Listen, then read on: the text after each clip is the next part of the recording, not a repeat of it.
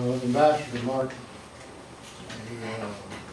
He looked like the diplomat that the State Department wants everybody to look like. Tall, thin, gray-haired, distinguished-looking.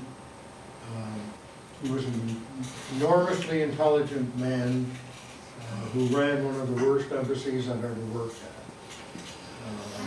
He had brought in with him a cadre of hand-picked senior officers, all of whom believed in what he believed in, and he was a firm believer in the war, that is, in holding on to South Vietnam.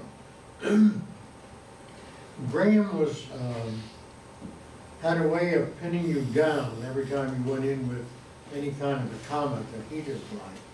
There was one episode, though, in particular I recall that I think will more or less depict the man for you. There had been, in the latter part of March, as I recall, a crash of an airplane that was evacuating a bunch of Vietnamese orphans.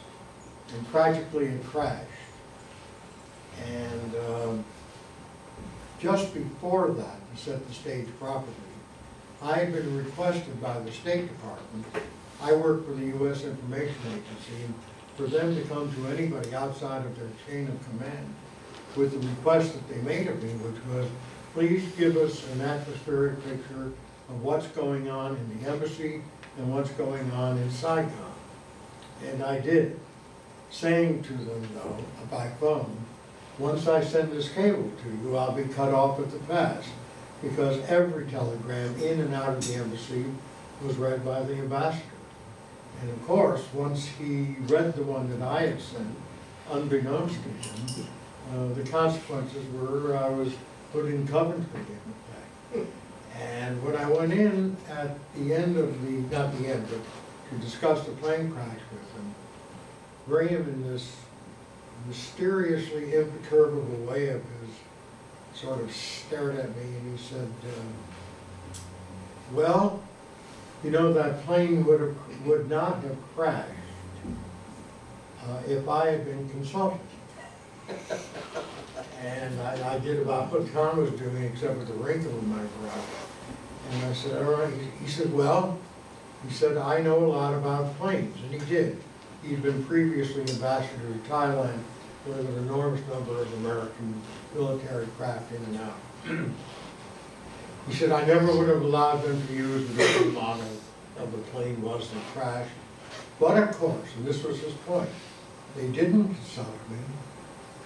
And they didn't consult me because certain people have gone behind my back, and so I said, Mr. Ambassador, let me understand this. You're saying that somehow I'm responsible for that plane crash. And he said, Alan, did I say anything like that? Just dismissing, not dismissing, but pinning it back in his wonderfully adroit way. He was remarkable in many ways, but the embassy was chock full of dissent. And if you were one of the dissenters, and I'd like to think I was, Coventry was the safest place to be at the time.